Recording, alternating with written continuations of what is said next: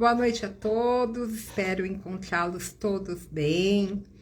Muito obrigada a todos que já estão entrando aqui na live. Muito boa noite, Neia.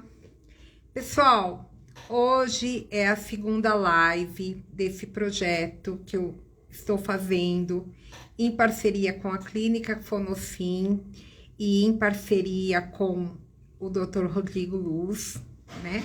Para falarmos sobre o autismo, nós precisamos levar informação para as pessoas. E hoje eu tenho aqui o prazer de receber, vocês vão conhecê-la, a Valéria, minha colega de trabalho. A Valéria, gente, é TO, é supervisora lá na clínica da equipe de TO. É uma pessoa acolhedora, querida, que me recebeu muito bem quando eu iniciei o trabalho lá. Já fizemos alguns projetos juntas lá na clínica e hoje ela está aqui para tirar todas as dúvidas com vocês. Então eu quero agradecer a todos que já estão entrando. Muito, muito, muito obrigada. E eu já vou aqui autorizar a participação da Valéria. E aproveitem, gente. Perguntem tudo o que vocês quiserem, porque a Valéria é mestre no assunto. Valéria, já tô aceitando você aqui. Vai ter também um presente da Fonocin para quem ficar aqui com a gente até o final. Então, pessoal, aproveitem e fiquem com a gente. Aqui a Valéria está entrando. Calma, que eu faço aqui. Foi. Isso. Olá. Beijo, gente. Ó, vocês viram? Tentei aqui arrumar antes de tudo, mas sempre a gente vai se organizando na hora, né? Sempre assim. Sempre assim. Deixa eu só tentar arrumar aqui no celular. Fica à vontade. Já estou falando aqui para o pessoal, Valéria, que hoje tem prêmio para quem ficar até no final da live, né? Então vamos ficar até o final, hein, galera? Quem ficar até o final com a gente vai ganhar presente lá na Fonocin. Ó, que tudo. Que bom. Sim. Sempre bom ganhar um presentinho, né? Sempre, sempre. Valéria, como eu tô feliz, viu, de você ter aceitado o convite. Nossa, foi assim, tô muito grata pelo convite, mas eu confesso que a gente fica, né, assim, um pouco apreensiva, embora isso seja sempre o nosso arroz com feijão, né? Diariamente a gente vai lidando com esse assunto, mas é porque a gente tem a preocupação de passar melhor orientação, melhor informação, enfim, né? E esse seu projeto, assim, a gente vê que tem tanto carinho, tanto cuidado, então a gente quer também, né, participar desse seu projeto, desse seu filho, mas com todo carinho, com todo cuidado também. Então, essa é a preocupação. Pois é. Eu comentei na primeira live que esse projeto surgiu de um dia que eu fui ao mercado com uma camiseta da Fonocin e várias pessoas me pararam lá no mercado, nos corredores, perguntando como que identificava se o filho ou o neto era autista, o que deveria fazer, em qual médico deveria ir. E aí eu pensei, gente, apesar de ter tantas informações aí hoje em dia, mas acho que falta o básico, né, Valéria? Falta informação. Falta. Muita informação. Informação muda, né? Boa informação transforma, né? Transforma e gera vida. Sim. Aí surgiu esse projeto, falei com vocês prontamente aí aceitaram, né? Quase prontamente, né, Valéria? Quase. Mas vamos lá, tudo no seu tempo. Vamos lá. É verdade, mas muito obrigada, viu? Obrigada mesmo. Obrigada eu. E sempre. aí, já tem um monte de gente aqui. Valéria, boa noite. O Emerson Machado. A Solange está aqui também. Muitas pessoas queridas. Tem várias mãezinhas lá da Fonocim, a Gabi Glasser, minha colega, Dona Débora é uma senhora querida, que ela me acompanha há muito tempo no Instagram, assiste todas as minhas lives, participa, pergunta tudo, ela é fantástica. Bem-vinda, Dona Débora, pode perguntar, use e abuse de nós, no bom sentido. Olha, aproveitem para tirar todas as dúvidas aí com a Valéria, que ela é mestre aí no assunto. Não sou médica ainda, né, na graduação, mas estamos aí em busca também, mas enfim, né? A gente tenta estudar um pouquinho, tenta sempre oferecer o melhor, né, para as famílias que a gente atende, com muito respeito, com muito cuidado, com muita ética. Então, o que eu não souber, vou dizer, mas o que é do nosso dia a dia, a gente vai tentar jogar uma luzinha aí, né, em algumas informações. É verdade. E vamos, né? Valéria, para quem não te conhece, você pode se apresentar, por favor? Para ficar seu fã também, para virar seu fã. Boa noite, né? Meu nome é Valéria, sou terapeuta ocupacional já faz alguns anos, sou especialista em tecnologia assistiva, já trabalhei desde sempre, né? Eu trabalho com o público infantil há quase 15 anos, prestando serviço tanto em ONG quanto também em OS, né, que faz prestação de serviço aí no SUS, então eu tenho um pouco dessa experiência, né, no atendimento do SUS. Atualmente estou atendendo numa clínica, né, faço ainda os atendimentos, gosto muito, né, de atender, e ao mesmo tempo também presto serviço como supervisora, né, supervisora clínica, tanto da clínica em si, onde eu trabalho, quanto também de algumas colegas que acabam entrando em contato, e aí a gente vai discutindo o caso, enfim. E eu acho que é isso, assim, né, a princípio. Já tem até pergunta aqui para você, Valéria. Vamos começar? Vamos lá, estamos aqui para isso. Vamos lá, então. A Andresa Pedro, ela gostaria de saber se existe alguma idade específica para se diagnosticar o espectro autista. Então, atualmente, o diagnóstico está sendo mais recente, com uma intervenção mais precoce, né? A partir do momento que os profissionais fazem a avaliação do desenvolvimento infantil. Então, o diagnóstico em si, ele é sempre dado por uma equipe médica, né? Mas, junto com esse diagnóstico dado pela equipe, né, esse CID dado pelo médico, ele vai considerar também o que a equipe interdisciplinar avalia, né, o desenvolvimento dessa criança. Então, por exemplo, um bebezinho né, de 6 meses. Quais são as respostas que esse bebezinho de 6 meses precisa ter, né, e que está dentro de um aspecto típico? Então, como que é a interação dele com o outro, né? Se ele faz uma imitação, e aí também tem a questão do controle motor, enfim. São alguns aspectos que a gente vai perceber na criança, seja motor, seja, né, de interação social, cognitivo. Uhum. E aí a gente vai acompanhando essa criança. O diagnóstico de TEA, né? Eu acho que essa conversa muito sobre o transtorno do espectro autista, é importante falar que é algo também muito recente no sentido dos profissionais discutirem, né? E aí eu digo assim, o transtorno de uma maneira geral, né? Até as comorbidades, como o TDAH, né? Outros transtornos que vêm ali também junto. Uhum. Então é algo que toda a equipe vem conversando, né? E tem que ser profissionais que realmente são da área ali da infância, que aí vai vendo alguns sinais e características que a criança vai apresentando, ou não. Tá, muito bem. Só para falar, Valéria, amanhã a gente vai fazer a live. Amanhã eu vou fazer a live com o Dr. Rodrigo Luz.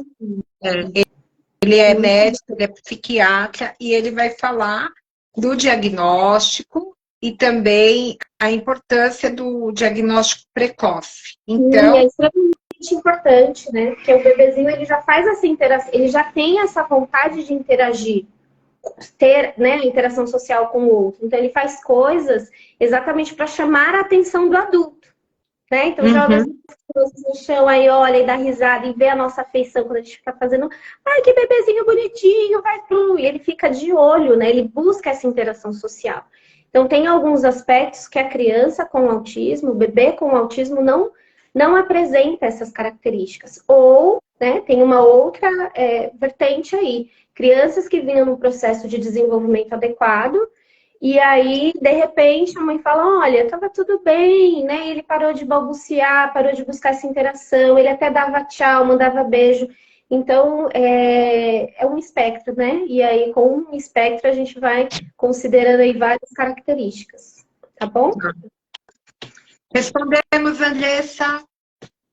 Acredito que sim. Mas amanhã, Andressa, assiste a live com o Dr. Rodrigo, que também vai tirar aí muitas dúvidas aí sobre o diagnóstico. Valéria. Esse é muito...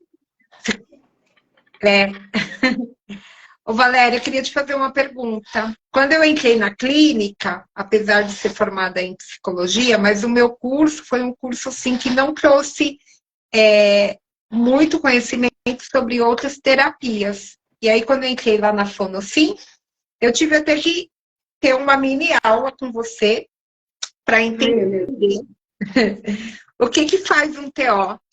Você pode explicar para a gente, por favor? Posso. E eu agradeço pela pergunta, porque ela é importante, gente, porque é assim, né? Primeiro de tudo, acho que antes da gente pensar o que faz um TO, vamos pensar nessa definição do terapeuta ocupacional. Primeiro, que é um profissional de graduação de terapia ocupacional. Tem que fazer a graduação de terapia ocupacional. Ah, mas eu vi um profissional que é de outra graduação e fez uma pós em terapia ocupacional, ou é uma graduação, um curso tecnológico, já ouvi falar disso, né? Não é, tá? É uma graduação. Então, para ser terapeuta ocupacional, tem que fazer a faculdade de terapia ocupacional, tá? Por quê? Porque o nosso principal objeto de estudo é análise, né? Fazer exatamente fazer essa análise da ciência da ocupação. O que é isso? Tudo que eu faço, todas as atividades que eu vou compondo no meu cotidiano, no meu dia a dia, ele vai estruturar a minha ocupação humana, ele vai estruturar exatamente quem eu sou no meu dia a dia, né? Então, desde o momento que eu acordo e eu escolho se eu vou acordar naquele momento ou se eu vou ficar mais um pouquinho na cama, né? Eu tenho ali essa autonomia, eu tenho esse poder de escolha de fazer as coisas que me convêm, certo? E aí eu vou desempenhar a minha tarefa, eu vou levantar, vou escovar os dentes, vou me trocar, enfim, eu tenho essa independência de fazer essas tarefas do dia a dia. E aí, se a gente for pensar qual o principal desempenho que uma criança tem no seu dia a dia, né? É o brincar nas áreas de desempenho, né? Que ela vai fazendo essas tarefas, é o brincar, é o ir para a escola, interagir ali com a família, né? É poder fazer minimamente suas tarefas de autocuidado, dependendo da faixa etária. Então, essas atividades que nós, seres humanos, vamos realizando, são atividades que é desenvolvida, é aprendida ao longo da nossa vida. E aí, quando acontece algo que, ou seja por um trauma, ou por aspectos genéticos, ou por algum transtorno, né, ou questões cognitivas, né, mentais, enfim, essa condição quebra a minha forma de agir no mundo, é onde entra o terapeuta ocupacional. Exatamente para fazer essa análise, né, de entender como que esse indivíduo está ocupando esse lugar do fazer. Então, o terapeuta ocupacional, ele vai interferir exatamente no cotidiano ali das pessoas para ajudar nesse desenvolvimento das atividades do dia a dia. Seja no trabalho, seja na escola, seja em casa, enfim. A gente vai adentrar esse lugar. Não é tão simples, por isso que não dá para ser um curso, né, assim, rápido. Tem que ser graduado mesmo, né? Porque a gente vai avaliar o desempenho ocupacional do ser humano. E no meu caso, eu vou avaliar o desempenho ocupacional da criança, né? Então, é algo que é muito sério, né? Precisa de um profissional capacitado e que trabalhe mesmo com ética e tudo que é aquilo que o conselho determina na nossa profissão. Muito bem, então. Ótimo. Então, diante de tudo isso que você falou, se eu entendi bem, não seria qualquer pessoa, né, que pode fazer uma terapia ocupacional. Ela tem que ter algum... Ela tem que ser graduada. Ela tem que ser um profissional de terapia ocupacional, né? Para poder ser terapeuta ocupacional. Então, psicólogo, né? Não é qualquer pessoa que pode ser psicólogo. Então, por exemplo, eu fiz, sei lá, recursos humanos, RH. E aí, entendeu? Eu vou fazer uma especialização em alguma área específica de RH. Eu posso ser psicólogo? Não. Não posso ser psicólogo. Né? Então, é nesse lugar que é importante a gente conversar isso, até para as famílias também entenderem quais são esses profissionais que estão atendendo os filhos. Né? Certo. Pelo nosso conselho de ética, por exemplo, né? No momento que eu fui desenvolvendo, né, essa atuação, claro que todo mundo passa por um período de estágio, mas eu não poderia né, eu não posso me responsabilizar com aquele paciente enquanto estagiário, certo? Então eu tenho que ter uma pessoa ali que possa dar esse suporte exatamente, que é um suporte técnico. Eu preciso de um técnico, de um profissional especialista, né, em terapia ocupacional para poder desenvolver exatamente a habilidade de avaliação do desempenho ocupacional. Então, as famílias, isso fica até como uma orientação mesmo para as famílias, né? Quem é esse profissional que está atendendo o seu filho?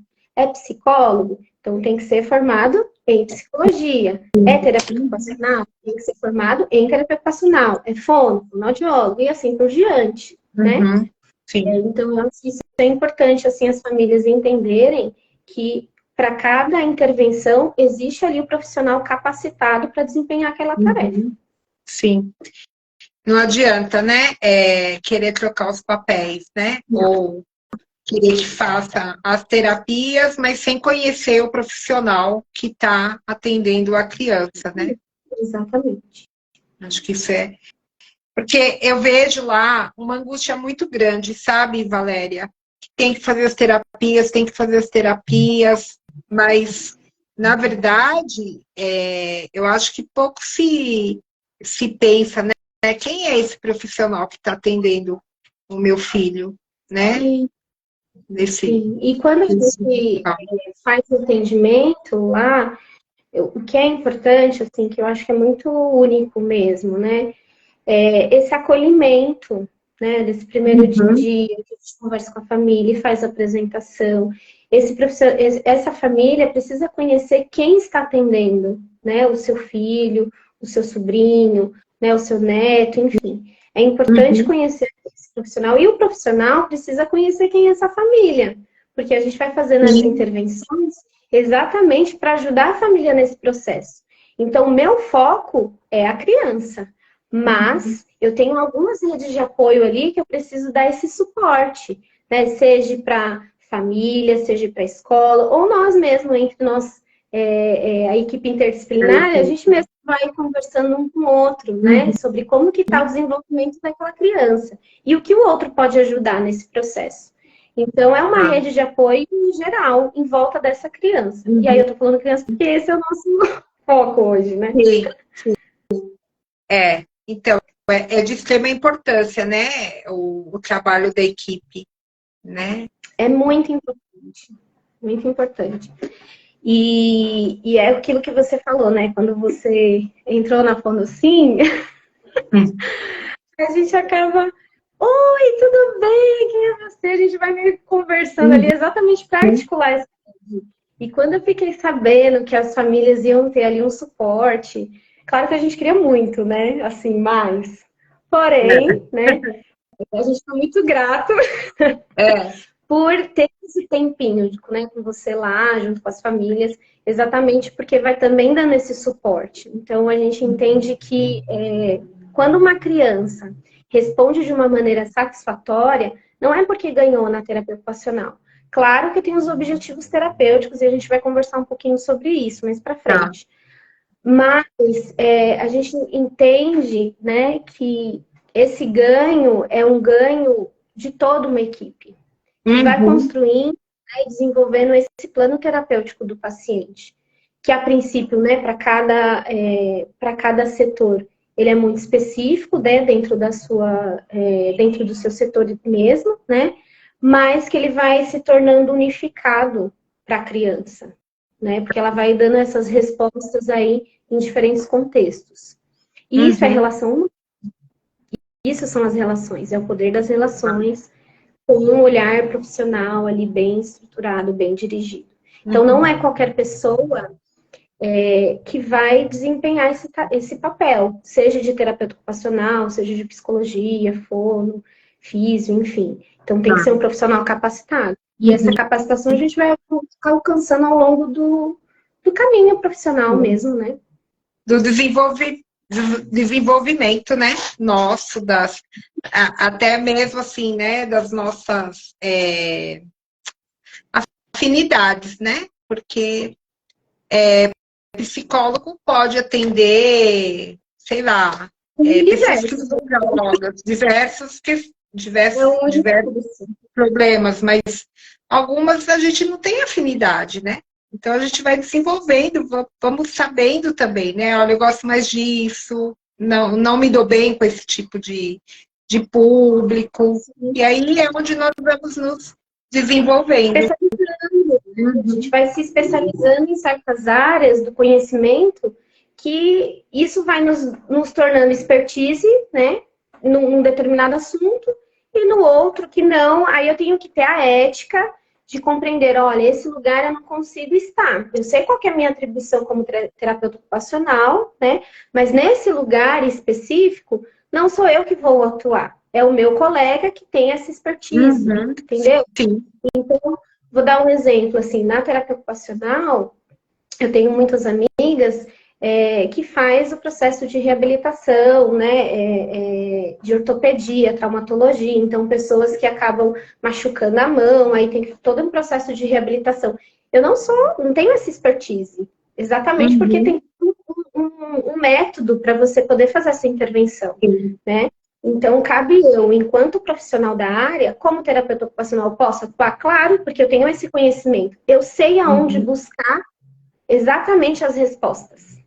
Diferente de uma pessoa do senso comum, que não vai saber. Não sei onde buscar, né? Mas a minha formação, ela foi constituída para estar hoje trabalhando com as crianças, que é o meu público, que eu gosto muito e que eu me debruço e pesquiso, estudo, enfim. Então, aí existe aí uma questão de ética profissional, que cada profissional vai buscar. Né? Sim. Perfeito, Val. Ô, Valéria, já tenho mais perguntinhas aqui, mas eu vou fazer uma agora e depois vamos dividindo, tá? As que eu já havia recebido na caixinha e as que estão fazendo agora. Pode ser assim? Tá. Vocês mandam. Então, Val, eu queria ver com você como que é feita a avaliação da criança quando chega na clínica, com o diagnóstico já de autismo. Como que é feita a avaliação para iniciar as terapias lá com você, com a sua equipe de terapia ocupacional? Tá bom. Primeiro é importante a gente pensar assim, que cada clínica e cada profissional vai pensar em um tipo de intervenção em relação à avaliação, né? Então, quando a gente fala sobre a infância, tem N avaliações para pensar nessa avaliação mesmo do desenvolvimento infantil, tá bom? Então, lá na clínica, o que nós fazemos? A gente determina ali um período para esse processo de avaliação que nós entendemos enquanto equipe que é importante, tá? Então, lá Tá. dura em torno de umas 8 semanas para a gente poder fazer a avaliação. Pensando que a pessoa vai uma vez na semana a princípio, tá Tá. bom? Porque, ai, nossa, mas tudo isso, sim. Porque a criança ela pode responder de um jeito hoje, de outro jeito no outro dia, e isso vai mudando também, né? A forma como ela pode se apresentar durante a avaliação. Então, é o primeiro impacto que você tem com a criança e com a família. Nós nunca vamos partir desse primeiro impacto. Né? Então, no processo de avaliação, ele vai constituir pela anamnese sempre. Então, a gente precisa entender e compreender qual que é o histórico dessa criança. E essa compreensão do histórico, ele vai muito mais profundo do que só saber o antecedente. Mas, principalmente, saber como que é esse cotidiano dessa criança. É onde nós vamos Tá. levantar muito com a família, qual que é a demanda que a família traz, né? Como que foi esse desenvolvimento da criança, porque ali vai ter algumas características que já vai me ajudando nesse processo mesmo, né, de avaliação, né, de quem está Tá. diante de mim. E aí, depois disso, a gente vai determinar, dependendo do que vem de avaliação, quais são as avaliações específicas, validadas, que eu vou usar com essa criança. É. Então, se são mais questões específicas ao estímulo sensorial, que a criança acaba respondendo de uma maneira diferente a alguns estímulos, a gente tem algumas avaliações específicas nesse quesito. Né? Se são questões mais voltadas à parte motora, também a gente vai fazer uma análise sobre esse desempenho motor, né? E sempre a gente faz uma avaliação com relação à função dessa criança, né?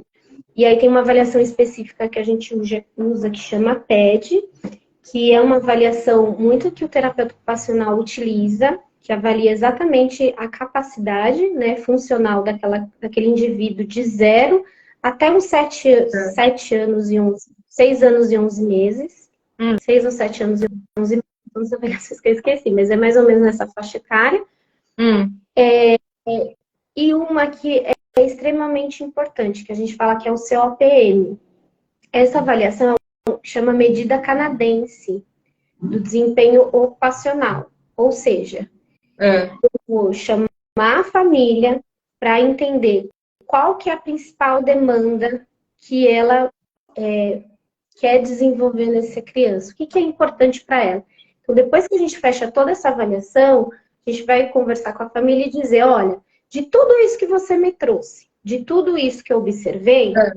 o que me dá 5 itens aí que é importante, primordial para a gente desenvolver. E aí a Tá. família vai me dizer, né? Aí eu vou determinar quais são os meus objetivos de curto, médio e longo prazo. Entende? Tá. Então, assim, a intervenção, ela é pensada na criança, mas a prática, ela sempre vai trazer a família nesse lugar, Uhum. estar presente nesse processo terapêutico. Então, dando um Tá. resumo do que eu falei agora, o que constitui a nossa avaliação? Anamnese, avaliações específicas em relação à parte sensorial ou à função, né? As observações do terapeuta, e aí a gente fecha com os objetivos que serão ali realizados no Tá. período de intervenção. Então, mais ou menos esses 4 pontos aí. É bem Nossa, simples, né? é super. Bem simples. E aí, falando disso, Valéria, né? Após essa avaliação, como que vocês conseguem saber a quantidade de horas de terapia para essa criança? Tem como já imaginar, olha, 100 horas, 200 horas, 300 horas? Ou vai depender conforme vai respondendo as intervenções, as terapias? Eu sei que as famílias, elas vêm, assim, com muita ânsia, né? De assim, olha, eu preciso que meu filho faça 100 horas de terapia ocupacional, ou de fonoaudiologia, enfim, elas vêm com muita essa necessidade e que é válido, né, essa necessidade, porque cada criança traz aí uma demanda específica. É. Mas, na nossa avaliação, nós sempre vamos considerar como que é o cotidiano desse indivíduo. Tá. E contextualizar ele, né, nessa família. Porque eu preciso considerar também, fazer um diagnóstico que a gente fala que é um diagnóstico de contexto. Então, eu não só vou avaliar o que a criança traz de demanda, seja sensorial, motora, cognitiva. Eu também faço um diagnóstico de contexto dessa família. O que é possível ali, dentro daquela constituição familiar, né? Fazer as intervenções da melhor maneira. E aí, gente, eu peço até uma atenção, assim, para vocês, uma reflexão nesse sentido. Porque assim como o ABA, assim como a terapia, a intervenção, né, de integração sensorial de Diners, ou qualquer outra, né, intervenção ali específica de algum setor, né, seja de fono, de psico-TO, existe uma ideia de que quanto mais ter horários de terapia, né, vai ser melhor para a criança. Uhum. Sim e não. Quando eu faço uma intervenção centrada na família, eu preciso saber como que é esse cotidiano da família. E eu tenho que tirar a culpa de cima dessa família, entendeu? Porque senão a gente, ao invés de ajudar, a gente coloca uma sobrecarga muito grande para quem cuida dessa criança. Seja a mãe, seja a avó, seja os tios, seja a madrinha, enfim, quem está com essa criança. O que é importante, que foi, né, do começo da nossa live, quem é esse profissional que atende essa criança? Isso é muito importante. Porque se esse profissional tiver esse olhar centrado na família, ele não vai colocar uma carga em cima dela. Independente das horas, é lógico, né? Que numa boa avaliação você já consegue identificar se é 1 hora ou 2 horas, uma vez a semana, duas, enfim, é possível sim identificar. Mas seja uma ou seja duas, a questão aqui não é quantidade, mas é a qualidade. Tem que ter qualidade nesse atendimento. Independente se é de TO ou outro. Precisa ter uma qualidade. E é por isso que a gente desprende aí de um tempo grande de avaliação, porque nós precisamos direcionar esse caminho. Se eu não fizer uma avaliação bem estruturada, eu não sei aonde eu não sei qual caminho percorrer, e eu não sei onde eu quero chegar. E aí eu fico meio que enxugando gelo. Se eu faço uma boa avaliação no início, eu sei qual que é o caminho que eu tenho que percorrer e eu sei como que a gente vai fazer para chegar, considerando a condição que aquela família me dá, sem colocar um peso maior diante dessa família, entendeu? E aí, assim, a gente faz o melhor atendimento que é possível mesmo, dentro das condições também, né, físicas, de espaço, enfim, que a gente pode oferecer. E aí eu tenho algumas famílias aqui, gente, pelo amor de Deus, vocês me ajudem lá. Pessoal, vai falando aí. Eu não tô mentindo, tá bom? Então, vamos lá, vamos, né, interagir aqui. Então, é mais ou menos isso. O profissional consegue identificar a quantidade de horas para indicar para aquela família? Sim, porque ele é o profissional capacitado para fazer isso, tá bom? Tá. Perfeito, Valéria, obrigada. Tem uma pergunta aqui da Leluz. Tem várias perguntas. Meu Deus, tem que fazer 2. Coisa boa. Cuidando, sou rápida, tá? Depois você me fala se eu tô indo bem aí. Gente, enquanto tiver pergunta aqui, a gente vai falando. Bom, mas aqui, vamos lá, deixa eu achar aqui, Valéria. Quando você estava falando da avaliação, a Leluz, ela perguntou se essa avaliação é só para criança autista. Não. Então, hoje a avaliação que a gente faz lá, a demanda é muito grande de autismo. Acho que eu entendi a pergunta dela. Tá. A demanda é muito grande de autismo. Vê se é isso, tá? Se não for, você pergunta aí novamente, tá? É Leluz, né? Leluz. Hoje a demanda é muito grande que nós temos lá de autismo. E aí a nossa avaliação realmente é mais voltada, a anamnese principalmente, é muito mais voltado a esses aspectos, né? Mas nós tem algumas avaliações mais específicas de outras áreas. Então, se eu tenho um paciente neurológico, aí eu vou trazer mais aspectos ali daquele componente de tônus muscular, de questões motoras, enfim, né? Ou de adaptações que vai precisar da equação postural, enfim. Então, existem avaliações realmente mais específicas, dependendo do diagnóstico que a criança traz.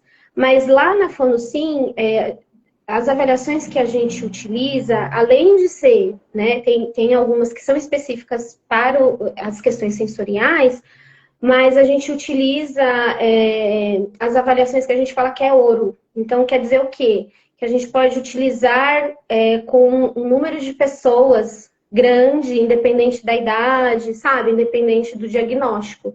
Então, esse COPM, por exemplo, é uma avaliação que a gente faz junto com a família, que pode ser usada com idoso, entendeu? Que pode ser usado na saúde mental. E aí não precisa necessariamente a família dizer, aí é o indivíduo que fala sobre si, entendeu? Entendi. O PED e o Portage, que são avaliações específicas mais, o PED mais em relação à parte funcional, e aí independente de qual que é o diagnóstico, né? Então já utilizei com crianças com mielo, meningocele, com paralisia cerebral, enfim, com autismo, né? No caso, imagina. E aí está mais voltada para a parte de função, né? O que a gente precisa desenvolver, qual a habilidade que a gente precisa desenvolver em autocuidado, função social e mobilidade. E o Portage, ele tem mais a ver com desenvolvimento infantil, também independente de qual diagnóstico. E a gente vai fazer essa avaliação de 0 até 6 anos, mais ou menos. Tá. E aí também tem aí alguns domínios que a gente vai avaliando, que parte motora, cognitiva, interação social, linguagem, e tem mais outras coisas que agora não vou me recordar. Mas, assim, tem mais a ver com a parte do desenvolvimento. Ou seja, meu filho, ele tem 3 anos. E a gente faz essa avaliação do Portage. Que fase que ele está? Ele responde como uma criança de 3 anos? Tá. Não, Valéria, hoje ele não responde. A gente vai fazendo, né, esse processo de avaliação e vai entendendo, olha, seu filho tem 3 anos cronológico, mas ele responde como um bebê de 0 a 12 meses. Entendeu? Entendi. E aí eu vou partir da onde essa criança me responde. Por isso que a avaliação é importante, porque eu vou trazer a criança exatamente em que ponto que ela está. A família estando ou não, né? Porque é lógico que a gente tem a nossa expectativa. Eu quero que meu filho esteja num lugar, mas eu não sei dizer muito bem em que lugar que ele está. Eu sei que existe algo que está difícil. E aí o profissional, ele vai, né, o terapeuta ocupacional, fazendo essas avaliações, ele vai trazer para a família um chão, entendeu? Ele traz um chão, olha, como essa criança tá. Aí, Denise, vem também o processo de luto. E o terapeuta, ele vai pegar assim na mão da família e vai falar assim, olha, você não tá sozinho, a gente vai fazer junto. Entendeu? Então, você é especialista na sua criança e eu sou especialista na área infantil. E aí a gente vai juntar os saberes e a gente caminha junto. Tá? A gente vai jogando a luz. Mas nós sempre vamos respeitar o processo da família. Ao longo da minha profissão, houve famílias que disseram, olha, não quero mais. Infelizmente houve. A gente fica com o coração partido? Fica, né? É lógico que é outras intervenções que a gente vai fazendo. Mas eu sempre vou, nós, né, enquanto terapeutas ocupacionais, sempre vai entender esse lugar da família. Por isso que é importante esse trabalho interdisciplinar. As famílias que eu atendo, olha, tá dizendo aí, ó, da primeira consulta, eu vou lá, acolho, converso, e eu sempre faço uma pergunta. Olha, você tem convênio? Não tem convênio? Como que é como que é o seu tempo para você poder também buscar, né, um cuidado? Eu sempre pergunto isso para eles, né? Porque quem cuida precisa também de cuidado. E aí o meu papel ético como profissional é entender que até um ponto eu consigo ajudar a família, mas depois eu preciso de uma outra pessoa que possa ajudar, né? Eles nesse lugar. Então, precisa fazer terapia. Então, é algo transformador na vida da família. É difícil, não é poético, não vou trazer aqui uma poesia para quem tem filho com, né, autismo. A gente sabe que não é uma luta diária, sofrida, entendeu? E às vezes muito solitária. Então, nós profissionais da área de reabilitação, realmente é uma missão, né? É um trabalho que você pode gerar vida, mas você também pode gerar morte, assim, sabe? Então, não é qualquer pessoa. Tem que estudar. Tem que estudar. Você lida com o ser humano. Tem que estudar. Não tem outro caminho. Não. E fazer bem feito, né? Assim, de respeito. Bem feito, que eu falo, gente, não é que, ai, nossa, a Valéria faz... Não, eu tenho muito para aprender. Faço supervisões. Tenho várias dúvidas. Mas eu vou buscar essas respostas, porque tem gente que depende dessas respostas. Sim. Ansiedade, né? Dessas pessoas querendo essa resposta, né? O quanto que eles depositam, né, em você a confiança do filho, né? Do desenvolvimento do filho deles. E, Denise, a gente lida com uma questão que não é fácil. A questão da exclusão. Nós vivemos numa sociedade que não é inclusiva. Então, grande parte, assim, desse sofrimento das famílias tá aí pela insegurança e não saber o que vai ser o futuro dessa criança diante de uma sociedade que não inclui. É outro problema gravíssimo, né? Isso é muito sério. Né? E a gente, enquanto sociedade, tem que trazer isso para a roda, tem que trazer isso para o diálogo, trazer isso para a conversa, porque é algo que é muito sério. E assim, o terapeuta ocupacional, ele vem assim diretamente nesse lugar, porque a nossa base, como eu falei do começo, é fazer essa avaliação do desempenho ocupacional. Eu tenho um indivíduo, qual que é o papel ocupacional dele nessa sociedade? É só de paciente? É só de passivo? É só de dependente? Então, qual que é o papel ocupacional desse indivíduo? A nossa intervenção é transformar exatamente esse papel ocupacional aonde possa ser um indivíduo que tem vontade, que tem desejo e que consegue interagir ali dentro, né, das intervenções nesse lugar que é social. Nós somos seres sociais. Sim. Vivemos disso, né? Vivemos disso. E a função social não é uma coisa tão simples assim, não é inerente. A gente não nasce. Gente, a gente não nasce ser assim, social. A gente aprende, é um aprendizado. Sim, é verdade. É desenvolvido, né? E aí, vai muito de encontro com aquilo que a Andressa falou, né? Como que você faz a avaliação na infância, pequenininho? Tem algumas características que, exatamente, assim, a criança ela vai nos mostrando. E quando não tem, opa, acende um alerta. Aí a gente vai observando. E aí o processo de reabilitação é o quê? Ajudar a criança nesse processo de aprendizado. Você muda a forma como esse cérebro funciona. Você faz novas conexões. Então, sou suspeita. Eu gosto muito dessa área. Sou apaixonada. E amo meus colegas de profissão. Fazemos juntos isso, Denise. Verdade. Estou aqui, só mandando beijos para vocês. Tem um monte de pergunta aqui, Valéria. Eu vou te fazer uma pergunta do Ebert Rodrigues agora, tá? Ele está falando que o sobrinho dele é autista e ele está perguntando como lidar com uma criança autista. Por que que o sobrinho dele, às vezes, fica se batendo? E também ele perguntou da questão da comunicação, né? Porque uns desenvolvem e outros não. Sim. Pode falar? E ele está falando aqui que tem pais que têm vergonha de dizer que seus filhos têm autismo.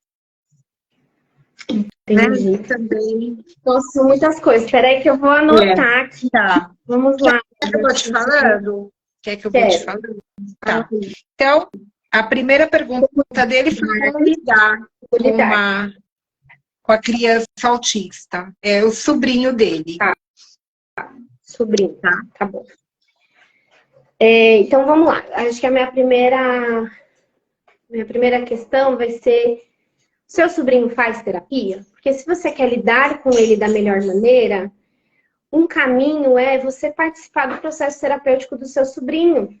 Porque aí isso ajuda também tanto a mãe quanto o pai, né?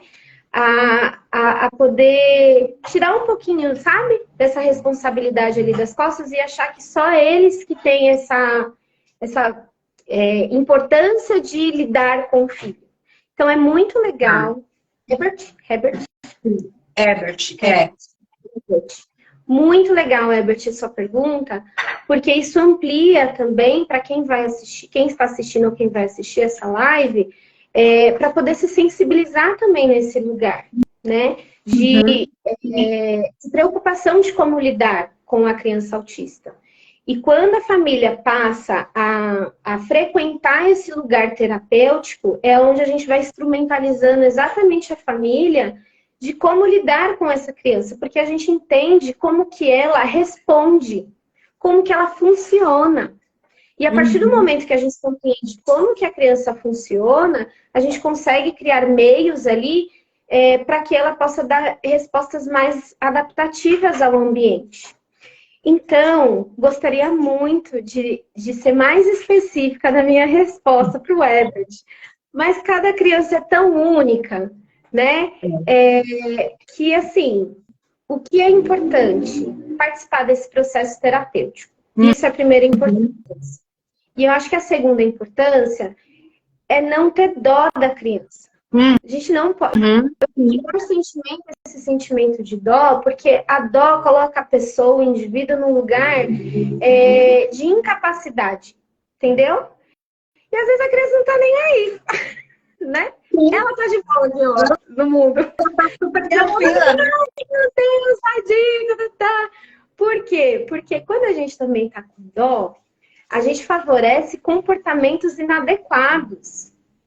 Então, a melhor intervenção, a melhor forma de como lidar é entender como que é o funcionamento do seu sobrinho. E para você entender, você vai ter que buscar ali, suga o profissional que está ali com o seu sobrinho. Sim. Entendeu? Se é um terapeuta ocupacional, e aí eu vou trazer aqui, para a área da terapia ocupacional. Se é terapeuta ocupacional, então você vai falar lá com o terapeuta ocupacional: olha, meu sobrinho, na hora de poder comer, na hora de tomar um banho, na hora que a gente sai para o parque, na hora... Vai falando todas essas atividades de como que é a resposta dele, como que você pode lidar com isso. Nós, terapeutas ocupacionais, em contrapartida, a gente não vai ter todas as respostas para você. A gente vai entender aonde essa criança está e aí vai te dando ali um passo a passo e vocês vão seguindo nesse caminhar. Porque, gente, é um caminhar gradativo, né? Eu não posso... assim, o meu desejo é que a criança tenha autonomia. Eu vou puxar agora para a parte da comunicação que ele falou, não foi? Sim, ele perguntou porque algumas crianças desenvolvem mais a comunicação e outras não. Comunicação em si, verbalização, eu não sou a profissional que vou te dar a melhor resposta. Temos aqui várias fonos. Temos e aí fonos aqui, vamos ter uma live também com a fono Francisca, querida. Vamos chamar a fono aqui nesse lugar. Mas eu posso levantar aqui uma reflexão. Peraí, gente, eu vou pedir para tirarem um som aqui que está de fundo. Tira, por favor, para mim. Obrigada. Eu vou trazer aqui uma reflexão. Na terapia de integração sensorial de Jim Ayers, a gente vai pensar aqui em alguns aspectos sensoriais. Eu vou ser mais específica nisso, para ver se eu consigo trazer vocês nessa reflexão, tá? E aí, nessa resposta, né, nessa intervenção da integração sensorial, a gente vai fazendo algumas análises. Uma das análises, das avaliações que a gente faz é em relação a uma coisa que a gente fala praxis. O que é a praxis? Tá. É esse fazer. tá? Então, qualquer coisa que eu me disponho a fazer antes, eu penso. Então, eu tenho uma ideação. Ah, tive uma ideia, certo? Aí, eu planejo. Tudo isso ainda tá aqui, ó, na minha cabeça. Planejamento, não tô fazendo, eu tô planejando. Então, nossa, a Denise me chamou para uma live. Eu pensei, meu Deus, vou fazer, não vou fazer? Ó, pensei. A Denise pensou, vou chamar a Valéria para live, né? E aí, assim, aí ela planejou. Nossa, quando a Valéria estiver lá na Fonocinta, ela foi planejando, entendeu? E aí tem a execução. O que é essa execução? Denise me viu, ela fez assim, Valéria, você pode participar de uma live? Foi assim? Galera, certo? Execução. Tem uma outra questãozinha aqui, mas não vou entrar nela, porque senão vai confundir algumas coisas. Isso quer dizer o quê? Que quando eu falo, eu tenho uma ação. A fala é uma ação. Então, na terapia ocupacional, o que a gente pode ajudar nesse processo, né, junto com os colegas da Fono, em relação a essa comunicação, é fazer esse melhor planejamento. Porque, às vezes, assim, eu tenho alguns pacientes que têm dificuldade muito grande e um déficit, assim, bem importante nessa praxis. E aí, gente, a comunicação realmente é mais difícil, porque é algo que eu não consigo pegar, né? Ela tá aqui no campo da imaginação. E se eu tenho lá, segundo a DSM, né, que as crianças com autismo, ela tem um prejuízo ali, persistente na comunicação social recíproca, na interação social, né, tem ali alguns padrões comportamentais restritos e também déficits sensoriais, eu entendo que todo esse conjunto aqui vai afetar diretamente no meu desempenho ocupacional de comunicar. Tá. O que eu faço para ajudar? Eu venho com alguns quadros de imagem e aí a Fono vem junto para acompanhar esse processo da melhor maneira, como que a gente vai oferecer. A criança entende aquela imagem, não entende aquela imagem, como que a gente vai fazer esse caminhar para ela aprender. Então, é todo um caminho para entender qual que é o componente de desempenho que está mais difícil. Então, a comunicação está difícil, entendi. Mas o que está por trás dessa dificuldade da comunicação? Será que tem um problema de praxis? Onde ela não... Na hora que ele teve até uma ideia, mas na hora de planejar... Nossa Senhora, o cérebro está todo aqui, ó. Né? O cérebro do autista funciona de outro jeito. Perdeu. Se eu tenho um quadro de imagem, ajuda muito.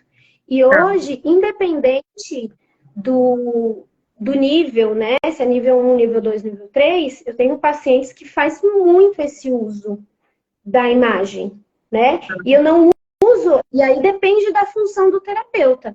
Eu não preciso usar como uma comunicação alternativa aumentativa. Eu utilizo exatamente para ajudar nesse aspecto cognitivo que está voltado a uma palavrinha que a gente fala que é função executiva.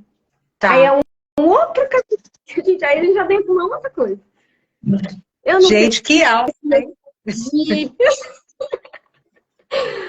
Será que eu respondi? Você, Herbert, que eu acho que vai me falando aí. Então, assim, resumindo, o que eu te oriento é converse com o profissional se ele faz terapia. Se ele não faz terapia, terapia para qualquer pessoa, né, que tem ali, e aí a gente está falando no caso do autismo, que já tem um diagnóstico de autismo, ou ainda não tem, percebe que tem uma alteração, vá procurar os profissionais, né, eu sei que no processo existe aí também algumas famílias que estão num luto, né, de entender, meu Deus, eu tenho um filho que eu vejo que está nesse lugar que a Denise, que a Valéria, né, que a Sandra, enfim, todos os profissionais que o doutor, né, que vai falar, está nesse lugar e agora eu me desespero? Calma, respira fundo. E graças a Deus que você está vivendo nessa época, né, e que tem profissionais que são especializados nisso. Busque ajuda, você não precisa passar por isso sozinho. Busque sempre ajuda, tá bom? Sim. Isso mesmo. Muito bem, Valéria. Que aula, hein? Gente do céu, tô aprendendo tanto com você. Aqui, ó, pra mim, vocês não têm noção. Gente, primeira live, mas vamos lá, vamos junto, né? Tudo, consegui. Olha, o que a psicóloga faz com a TO, fazer a primeira live, tudo. Que é a primeira na minha vida, menina. É. Primeira de muitas, viu? Acho que vai chover convite para você.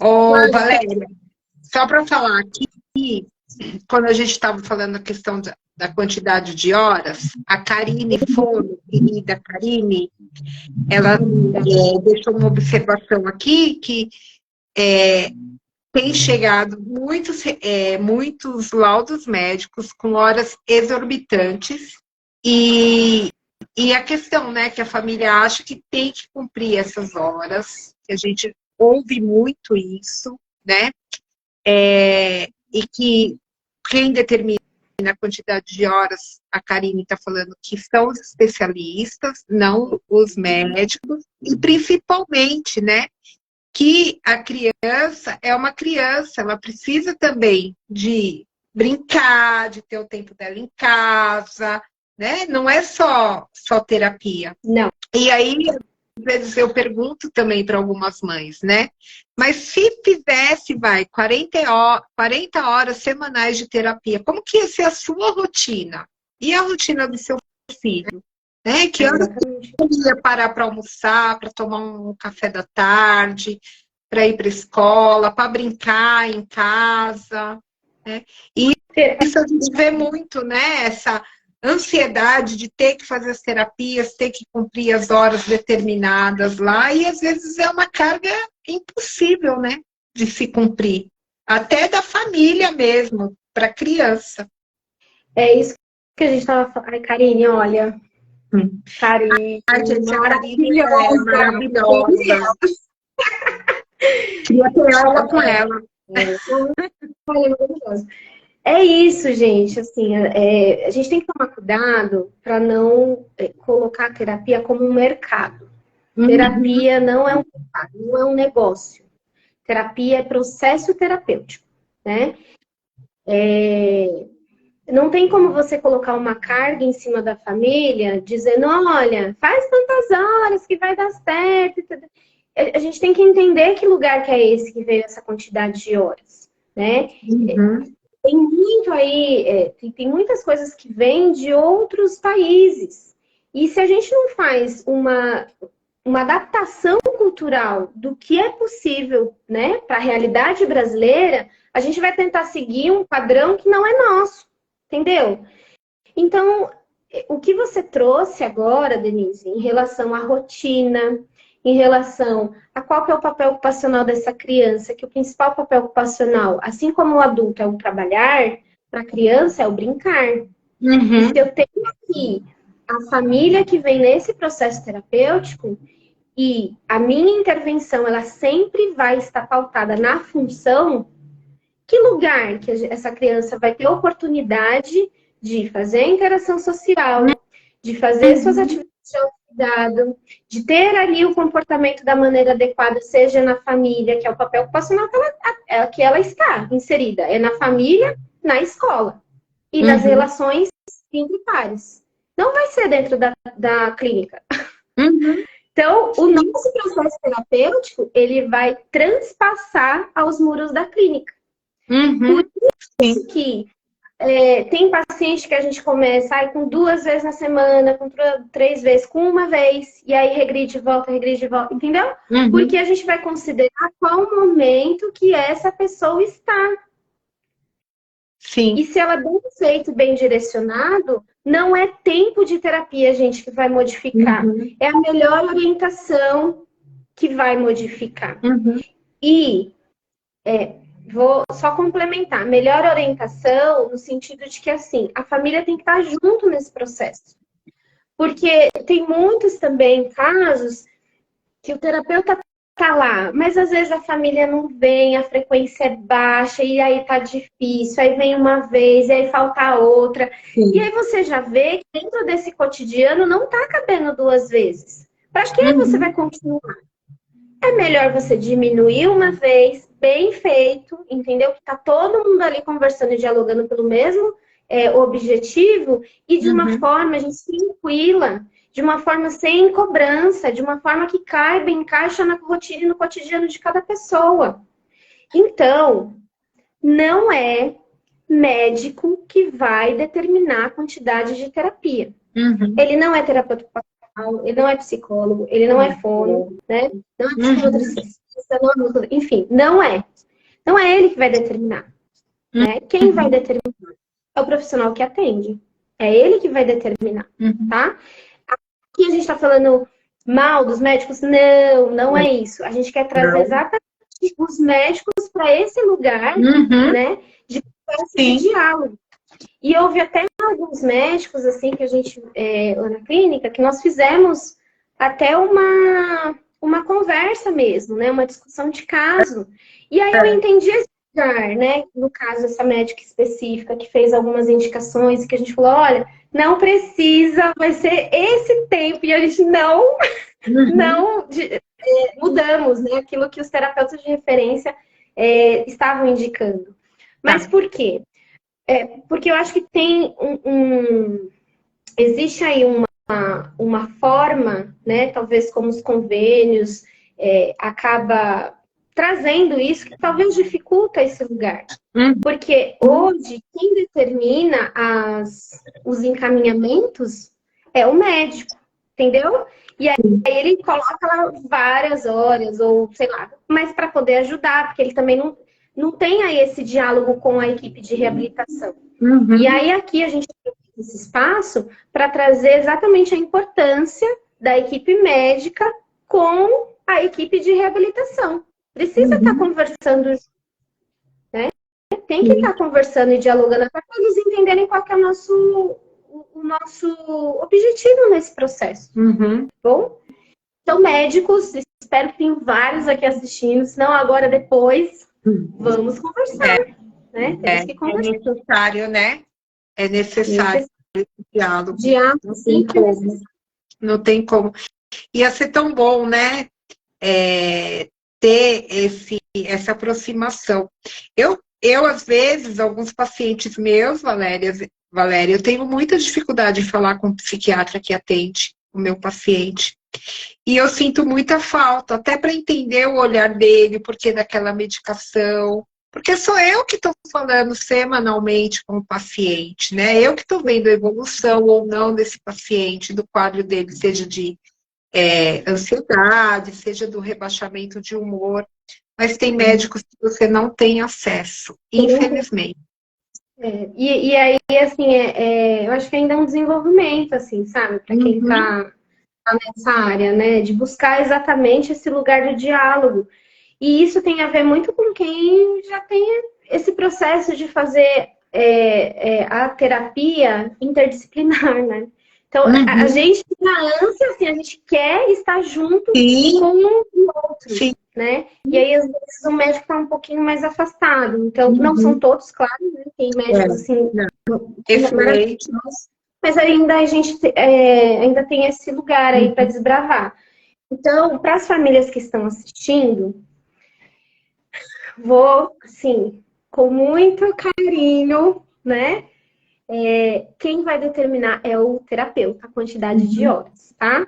E aí, os pacientes que a gente atende, a gente é muito enfática nisso, assim, porque existe um caminho a ser percorrido. A terapia não é de qualquer jeito, não é o que eu acho, entendeu? Não é o que eu acho. Sim. Existe aí toda uma análise mesmo, para entender e chegar nesse lugar de quantidade de horas, né?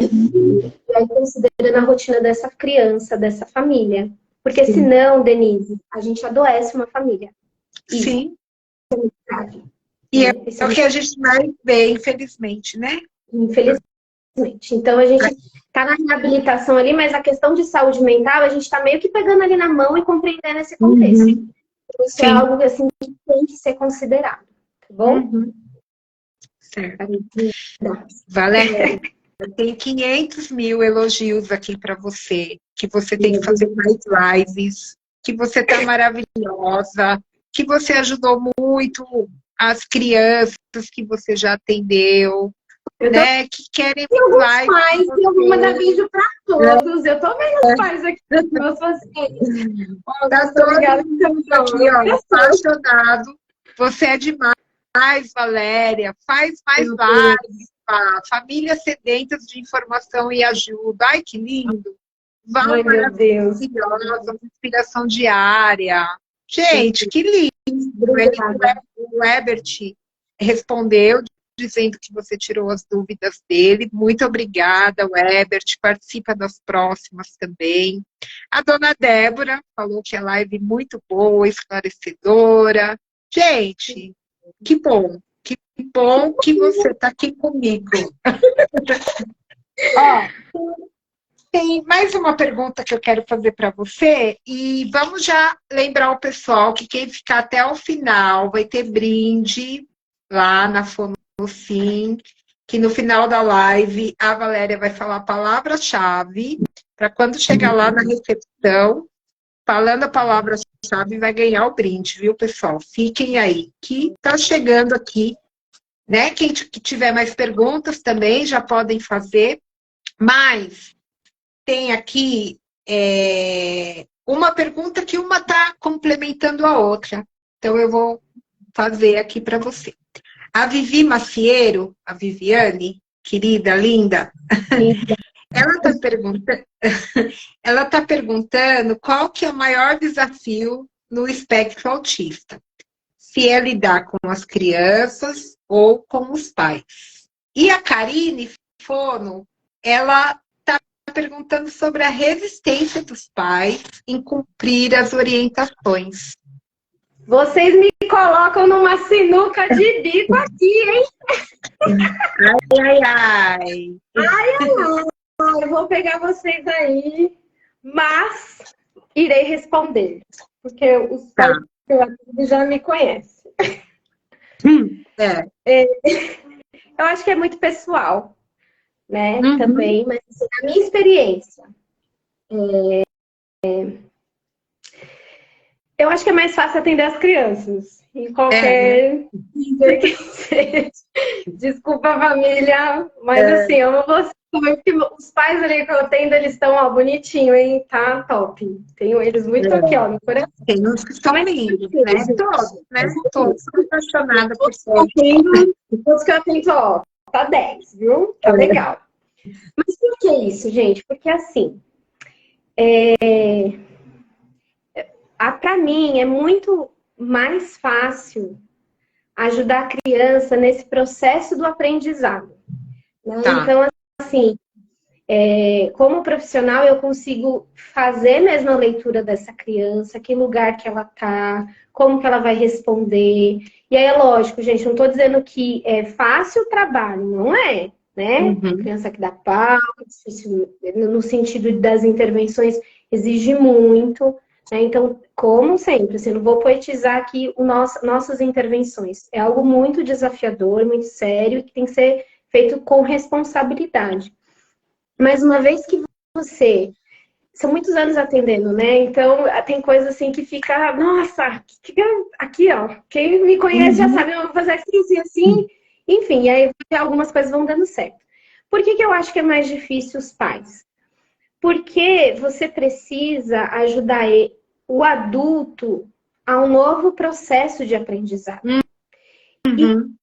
E você ensina um adulto que já tem ali algumas questões internas ali, sabe, estruturada. Sim. E além dessas questões internas, assim, né, também vem com uma dor, né? Também vem com questões ali que precisa ser acolhida. E não é fácil eles estarem no lugar que estão. Porque nós escolhemos esse lugar enquanto terapeutas. Todos os terapeutas de reabilitação, ou os médicos, enfim, toda a equipe técnica escolheu esse lugar. A família não escolheu esse lugar. Se eles pudessem, eles não estariam na clínica. Eles estariam ali, ó, vivendo a vida como nós estamos fazendo. Trabalhando, estudando, enfim, viajando, entendeu? Indo para casa de família. E tem muitas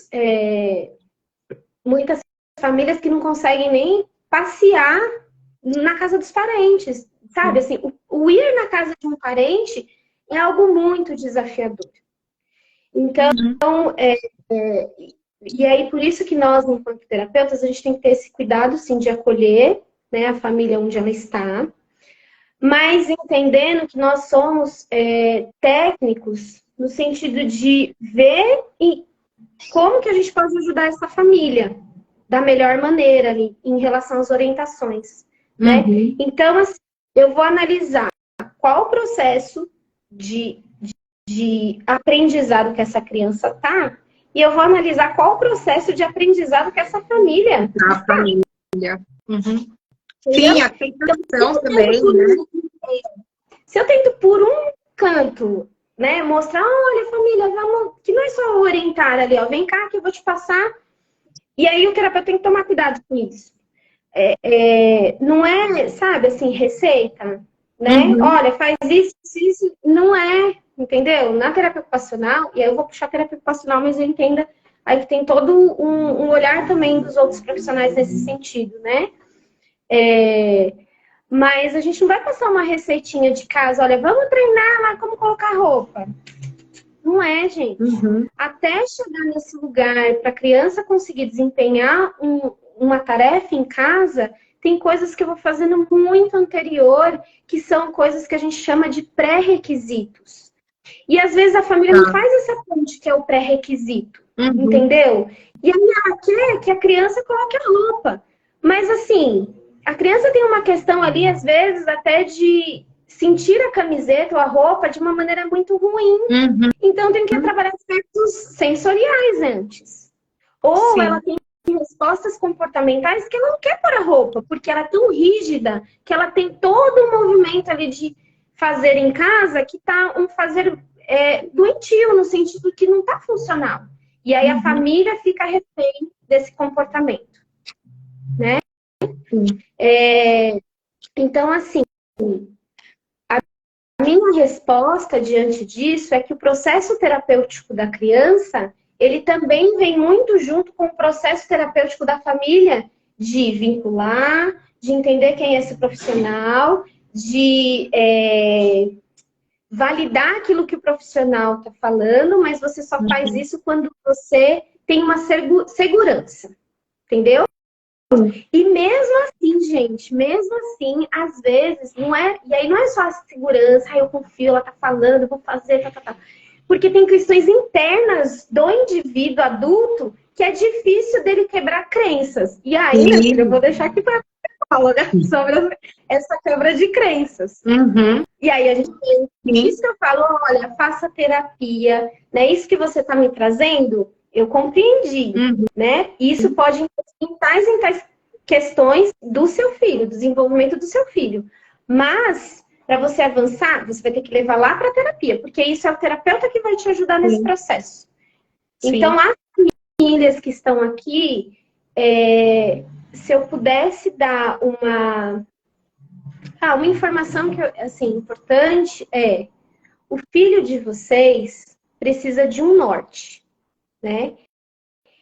E como são crianças, quem é o norte das crianças são os adultos. São os adultos que estão em volta dessa criança. E aí, se esse norte, ele consegue ali manter essa estrutura, né? Não vai ser fácil. O desafio vai ser o mesmo. Mas talvez seja menos sofrido esse caminhar. Né? Porque aí a pessoa vai buscar exatamente esse lugar de cuidado. Por quê? Aí eu vou encaixar aqui uma coisa importante. Porque na TO a gente vai falar duas coisas: independência e autonomia. Eu quero que meu filho seja independente. Independente para colocar a roupa, independente para fazer as coisas em casa sozinho. Eu quero que ele seja independente. Mas às vezes a família não desenvolve a autonomia dessa criança, que é o poder da escolha da maneira adequada. Dando um exemplo prático da vida. Um exemplo prático, tá? Eu sou dependente de um transporte para eu chegar no meu trabalho. Eu sou dependente de um transporte. Mas eu tenho autonomia de escolher como que eu vou para o meu trabalho. Se eu vou de ônibus, se eu vou de Uber, se eu vou de moto, se eu vou a pé. Essa é a minha escolha. E a escolha, ela está muito relacionada também às questões de interação. Porque eu vivo numa sociedade que existe regras. Então, eu não posso escolher o que eu quiser e na hora que eu quiser. ou como eu quiser. É. Se eu firo a mim ou ao outro, isso não é uma autonomia bem trabalhada. Uhum. Porque as crianças, elas têm ali, né, dependendo ali da faixa etária, como que tá, a questão de rigidez, elas estão querendo tudo para ontem. Ah, então ela tem escolha, né? Ela quer aquilo, eu vou fazer aquilo. Ela tem uma escolha, mas ela precisa adequar essa escolha social da maneira adequada e que traga uma função para ela. Eu não posso querer na mesma hora gritando, berrando, chorando, batendo, nanana. Não posso. Eu preciso quebrar esse tipo de comportamento e ensinar um comportamento adequado. Aí a gente faz uma avaliação, né? Mesmo da função do comportamento, chama a psico junto, faz as trocas ali da discussão do caso em conjunto, porque eles são ótimos especialistas nesse lugar de fazer essa análise do comportamento. E a gente traz isso para a função na TO, né? Entende qual é esse componente de desempenho, mas aí, aonde fica a família nesse lugar? Ela tem que adentrar esse processo, e aí é onde vem as crenças, Denise. Como que a gente ensina o adulto? Que às vezes não quer ser ensinado. Aí, assim, na vida, eu acho que tem... Deixa eu pensar se são 2 ou 3. Mas eu faço assim, né? Em relação à alta de paciente. A alta, ou é quando ele alcançou mesmo os objetivos, isso é ótimo, né? Mas também a gente dá alta para paciente, assim, que está dentro de um lugar que às vezes, assim, não quer o processo terapêutico. O que eu vou fazer? Eu sou terapeuta. Fica difícil. Então, se quem é responsável por esse menor não, né, assim, a gente não tem um acesso, o que a gente pode fazer? A gente tem que dar alta por falta de aderência. Mas aí tem um ditado que eu acho muito importante, né? Um ditado que fala que para educar uma criança precisa de toda uma tribo. Aí a gente vai agora em questões sociais legais. Porque a gente não pode negligenciar a criança. Eu sendo pai, sendo mãe, sendo tio, sendo... Não pode, de forma alguma.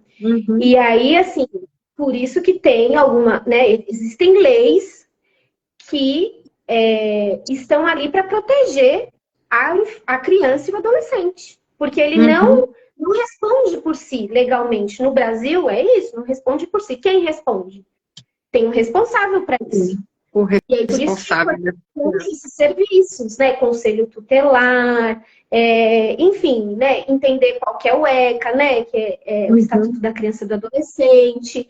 E aí tem toda uma sociedade ali, a escola, as terapias, a família. E aí a gente traz a família para esse lugar de responsabilidade social. Que é tão importante, né? Que é muito importante. É muito importante.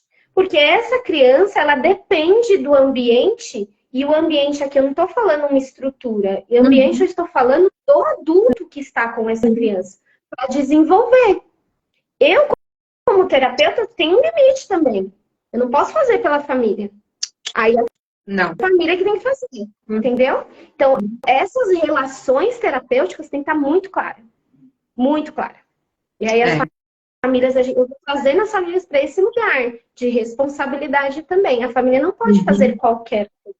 A gente entende onde ela está. O processo desse adoecimento, esse processo de luta, esse processo de várias coisas. A gente está aqui exatamente para orientar. Mas entende-se que existe uma sociedade com leis que as crianças e os adolescentes têm direitos. E a gente nunca pode negligenciar o desenvolvimento de uma criança, tá bom? Então, são muitas coisas importantes para pensar, né? É isso, né? Eu acho que essa live aí vai trazer aí várias reflexões, né? Muitas reflexões. Inclusive, eu quero trazer aqui uma coisa, gente, eu não vou lembrar, vou pegar, depois eu vou pedir para a Denise postar lá no Instagram, vou postar também no meu Instagram. Em outubro vai ter eleições do Conselho Tutelar em Guarulhos, então acho que é importante assim, buscar tá? Porque esses serviços que a gente tem no município são serviços que precisam ser fortalecidos, entendidos, compreendidos, né? Como que é a função deles. Isso é super importante, porque está dentro do direito da criança e do adolescente, tá bom? Quando a gente ouve falar em conselho tutelar, é aquela coisa de punição, né? Mas nem sempre é isso, né? Nem sempre Não é é isso. Tá? Conselho não está ali no lugar de punição. Não é. É que, infelizmente, a nossa sociedade é tão desigual que, gente, nesse processo de profissão mesmo, a gente vê muitas coisas que, olha, não dá nem para falar de tão tristes que são. Então, existe um lugar aí de abandono e de violência que precisa ser falado no momento oportuno, mas que precisa ser visto, e as crianças não podem estar assim ao léu, né? Não, E algo que, assim, não pode. E aí o conselho vem nesse lugar, tá? Olha onde a gente fala, gente. Falamos de uma coisa e a gente sempre desemboca. Vai, né? E vai. Vamos lá, ó, a Jaira, a Psico Jaira está falando, nunca negligenciar os direitos das crianças. Como passar a família que a criança ainda não tem maturidade para realizar suas AVDs? Acho que é atividades, né? Atividades da vida diária. Ai, Jaira, é o Jaira? Quem que é? É a Jaira, espetáculo, uma tristeza isso, olha, família. Meu Deus do céu, é difícil. É difícil. Realmente, assim, terapia é um processo, né? Mas, assim, o que eu faço com as famílias que eu atendo? Eu trago exatamente, assim, a correlação do que é o pré-requisito com a função, né? Para ver se elas conseguem compreender esse lugar. Vou dar um exemplo que eu acho que fica mais fácil, né? Para compreensão. Vamos lá. Ai, Valéria, é meu filho, né? Enfim, quero desfraldar. Aí você olha a criança. Vou citar assim, bem, gente, não é minha, tá? Não tenho nem paciente mais da cidade. Olha, quase até quase. Não, o desfraude é uma questão que sempre surge lá comigo, com as mães, né? Dicas agora tá? Então, assim, a criança já tem, sei lá, 4 anos, quero desfraldar. Mas você faz a avaliação e percebe que a criança não se percebe, não tem a mínima noção de percepção corporal, não identifica que tá suja, né? Simplesmente faz e assim, às vezes eu pergunto, você identifica às vezes até um sinal, porque às vezes a criança faz um xixi, faz assim, dá algum sinal. O cocô às vezes é mais fácil, né? Quando evacua. Mas o xixi, às vezes, passa muito desapercebido. Aí a família, não sei, nunca vi, simplesmente faz e pronto. E aí também, assim, para você desfraldar, tem que ter aspectos cognitivos, tem que ter a percepção. Às vezes a criança nem sabe para que o banheiro funciona, né? Assim, o ambiente nunca foi preparado. Sim. Aí eu faço a seguinte pergunta. Falo, olha... Já fica como dica, hein? Vamos lá. Faço a seguinte pergunta. Tá, ele usa fralda. Beleza. Aonde você troca seu filho? Troco na cama. Falo, igual bebê? Nossa, eu nunca parei pra pensar. Igual bebê. A criança deita. E aí as coisas vão catar ali mesmo e troca igual bebê. Falei, então, vamos começar assim. Né? Eu não vou dizer para a família que a gente não vai desfraldar, mas eu vou dizer para a família o objetivo a longo prazo pode ser esse. Mas para eu chegar nesse objetivo, eu preciso traçar alguns caminhos que façam sentido na cabeça dessa criança. Sim. Então, 4 anos, e aí, lógico, nesse aspecto do autista e tudo mais, tá? E também tem algumas intervenções aí, mas 4 anos não é trocar deitado como um bebê, gente. Não é.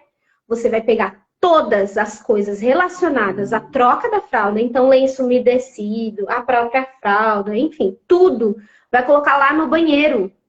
Então, a partir de agora, esse menino vai ser trocado aonde? No banheiro. Considerando que o terapeuta vai avaliar o quê? Esse menino tem um controle ali mínimo para poder ser trocado, ele consegue ficar quieto por um período, tudo isso vai ser trabalhado dentro da terapia.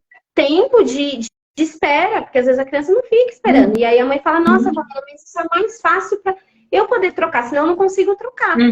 E aí a gente vai tendo algumas estratégias para que ela consiga fazer essa troca no banheiro de uma maneira mais adequada e essa criança vai ganhando habilidades de tolerância, de espera, de entender que toda tarefa tem um sequenciamento, dele participar lá no banheiro, de fazer a função do banheiro que é lá, pega o cocô, joga na privada, dá a descarga e faz todo o processo de limpeza. A criança não precisa se limpar ainda, entendeu? Mas a mãe faz esse processo de higienização aonde? No banheiro, não na cama deitada. E aí a família ela já quer tirar a fralda. A gente vai caminhando e construindo isso. Então, para as famílias, a gente vai fazendo essa correlação do que é o pré-requisito até o ganho dessa habilidade. E toda família tem um processo, isso aí é muito difícil. Eu acho que é um desafio grande de todos os terapeutas, né? Mas a dica é diálogo. A gente vai ter que sempre, e eu não estou falando que a gente não dialoga, tá? Mas assim, é sempre trazer a família, vem cá, vamos lá. E aí, às vezes, se a gente precisa ser um pouquinho mais firme, a gente precisa ser mais firme com as famílias. Ó, isso não vamos fazer agora, nesse momento, porque o seu objetivo, né? Porque aí tem o seu PM, enfim, o objetivo é construído com a família. Mas aí, esse olhar técnico tem que vir, sabe, junto. Sem perder a humanidade, né? Sem perder essa humanidade, tá bom? Jaira, nosso desafio, Jaira. Ai, meu Deus. A Jaira é fantástica. Um dia, quando eu quero ser igual a Jaira. Vamos para a última pergunta e depois a gente vai para a palavra para o brinde. Pode ser? Dá tempo? Mais uma? Pode. Eu acho que dá. Tá. É porque essa aqui já estava na caixinha que eu coloquei lá no Stories. Aí eu tenho que responder, porque senão fica chato, né? Tá chato. A gente não colocar na caixinha lá, colocar o Stories com caixinha e não responder. Não pode. Falta de educação. A Prisma, a Luciana, que é a página da Prisma, ela está perguntando por que em algumas clínicas, principalmente fora de São Paulo, a terapia de integração sensorial AIRES, é isso, AIRES, está separada da TO. E ela está perguntando se são terapias distintas. Tá. Que polêmico. Ai, meu Deus do céu, o que eu vou receber depois do meu Instagram?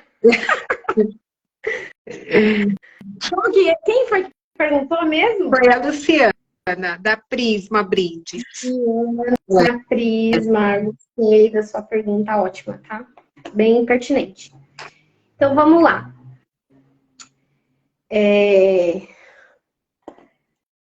A terapia ocupacional, por isso que eu falei assim, olha, quem faz as intervenções de terapia ocupacional? Terapeuta ocupacional, sempre, tá? Sempre o terapeuta ocupacional. Mas assim, tem uma intervenção que a gente faz que é a intervenção, né, de integração sensorial de Jean Ayres. Jean Ayres foi uma terapeuta ocupacional lá dos Estados Unidos, maravilhosa, né? E que ela desenvolveu uma teoria em relação ao sistema sensorial, como que a gente sente as coisas e responde, né, ao ambiente. Então, ela fez todo um estudo em relação a esse sistema nervoso central que vai recebendo essas informações. Então, tem áreas sensoriais no nosso cérebro que recebe essas informações, codifica e dá a resposta que é o comportamento em si. Né? Isso está muito correlacionado a que a gente fala quando estuda, né, em relação à parte mais neurológica, é o sistema aferente que a gente fala. Então, eu recebo ali, né, o input, que é essa sensação, recebi, entrou, captei, e aí eu devolvo essa sensação. Quando eu devolvo, eu preciso devolver com uma resposta que a gente fala adaptativa. Ou, né, se eu não respondo de uma maneira adaptativa, se eu, né, faço um movimento que, nossa, eu preciso adequar, aí eu faço um feedback, então eu mudo ali, né, a minha resposta para ter ali uma resposta melhor. Vou dar um exemplo, né? Então, tô colocando uma blusa e aí minha mão não tá entrando direito, o que que eu faço? Eu já mudo diretamente minha mão, eu mudo a forma como que eu pego a blusa, eu graduo a força e aí eu tenho uma resposta adequada, né? Então, Diners, ela fez uma análise, assim, uma teoria muito profunda em algum, né, no sistema sensorial, mais especificamente do tato, da propriocepção e do vestibular. Eu não vou aprofundar muito isso, porque senão vai se estender. Mas todas essas sensações, elas são extremamente importantes para que a gente possa aprender, né, e dar essa resposta ao ambiente da melhor maneira possível. Por que eu estou dizendo tudo isso? Porque porque assim, tem muitas pessoas que falam, mas eu estou fazendo a integração sensorial. Eu trabalho lá com pessoas, sei lá, com baixa visão, ou crianças com déficits múltiplos, enfim, né? Elas estão fazendo integração sensorial? Todo mundo faz, gente, de profissional da área que atende, faz integração sensorial, né? Eu já trabalhei muito com a equipe interdisciplinar, a fono, vai trabalhar aspectos sensoriais ali, orofaciais. O físio vai trabalhar ali as questões que é isso que eu falei, do balance, do equilíbrio. Então, integração sensorial, ela tem muitas vertentes aqui. É como se fosse um guarda-chuva a integração sensorial. Tem até uma técnica que fala de raspagem, enfim, tem várias técnicas, né? Dentro desse guarda-chuva de integração sensorial, a gente tem a teoria de integração sensorial de Jim Hers. Então, a terapia ocupacional, que só a terapeuta aqui no Brasil, né, só o terapeuta ocupacional pode fazer essa intervenção, porque tem toda uma metodologia, você vai ter ali também medidas de fidelidade, enfim, né? Tem toda uma estrutura para você fazer essa intervenção. As avaliações são específicas e muito densa, né? E dá resposta. Terapias de integração sensorial de Jim Hers dá muita resposta para nós, né? Terapeutas ocupacionais que faz essa análise de um componente de desempenho sensorial, dá muita resposta. Então, como profissional da área da infância, eu entendo que eu sou terapeuta ocupacional, eu atuo como terapeuta ocupacional, mas na minha jornada e na minha caminhada profissional, eu vou me especializando em conhecimentos, em saberes e vou desenvolvendo minha expertise. Entendeu? E é isso que acontece na terapia de integração sensorial. São coisas distintas? São. Né? São coisas distintas. Mas o terapeuta ocupacional, a base dele é a nossa análise mesmo, ali, a ciência da ocupação. E a integração sensorial de Jim Hers, ela vem complementar essa intervenção. Né? Assim como, enfim, né? Assim como o médico ou um psicólogo, ou fono que vai ali se debruçar, né, em conhecimentos que vai só agregar a sua prática, né? Então, assim, é importante a gente entender isso para que convênios ou comércio, e eu não estou falando mal dos convênios, tá, gente? Pelo amor de Deus, não é isso. Mas eu acho que a gente vai fazendo algumas intervenções que vai meio que estruturando, assim, fica uma estrutura meio estranha mesmo. E hoje, assim, o que, na minha visão, que seria certo, o terapeuta ocupacional, ele tem que ser valorizado pela sua atuação como terapeuta ocupacional. O que vem depois disso, né? O que vem depois disso, aí existe uma tabela, né, de valores, existe uma tabela de validar mesmo, né, de valorização profissional, que é de cada um, aonde você vai meio que colocando ali o seu conhecimento e ampliando ele. Então, quando eu chego com o meu paciente, para resumir, quando eu chego com o meu paciente, como ela chama? Luciano, e eu faço ali minha avaliação. Eu, como profissional, o que eu tenho que fazer? Eu tenho que pegar minha malinha do conhecimento, entendeu? Falar, nossa, isso aqui, ó, preciso fazer intervenção o quê? Tem que ter um conhecimento da infância. Nossa, esse menino aqui, ó, preciso ter esse conhecimento do quê? De questões sensoriais. Aí, ó, integração sensorial vem lindamente mesmo, né? Porque faz muito sentido, né? Não, olha, eu sou um especialista em tecnologia assistiva. Então, eu vejo essa criança aqui, não, olha, a gente precisa entrar com recurso de adaptação. Então, eu venho nesse recurso de adaptação. Então, não dá para... Não pode mudar. Sabe o que eu vejo? Que às vezes a terapia de integração sensorial de Jim Ayers vem aqui e a graduação da terapia ocupacional vem secundário. Não é assim. Tá. O que é primário? Ter a graduação de ocupacional. O que vem depois é o que o profissional foi buscando ao longo aí do seu processo de evolução mesmo como profissional. Especialização, né? Não tem como. A gente vai se especializando naquilo que faz sentido. Faz sentido. E aí eu acho que o grande problema aí, eu entendo essa pergunta dela, é como que isso está sendo comercializado. Tá. E isso é complicado. Porque nem todo mundo, né, tem a certificação de integração sensorial. Ah, mas eu não posso fazer uma intervenção de integração sensorial? Pode, de integração sensorial. Agora, de integração sensorial de Jim Ayers, não pode. Porque aí tem toda uma metodologia, tá? Porque o sistema sensorial, gente, a via aferente é a mesma para qualquer corpo. Assim como a via eferente, que é o sistema locomotor, né? Se você for pensar. O sistema é o mesmo.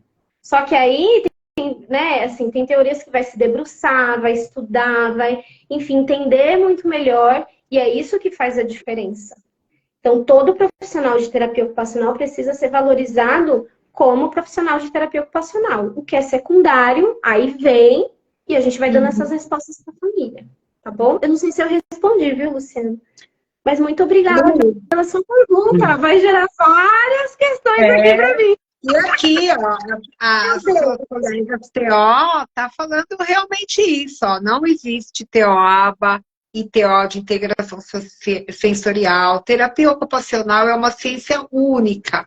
O que existe são as abordagens e as especializações. É a Michele Ideale, TO. Michele, maravilhosa, mestre aí, viu? A Michele é mestre em terapia ocupacional. Ela é mestre. Chame ele, ela é mestre.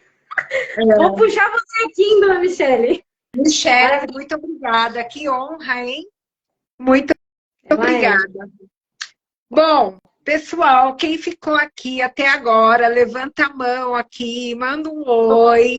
Porque agora é a hora mais esperada, que eu vou até anotar aqui para mim, que amanhã, quando eu chegar na Fonocim, eu vou falar lá na recepção a palavra-chave, porque tem brinde hoje para quem ficou aqui até o final.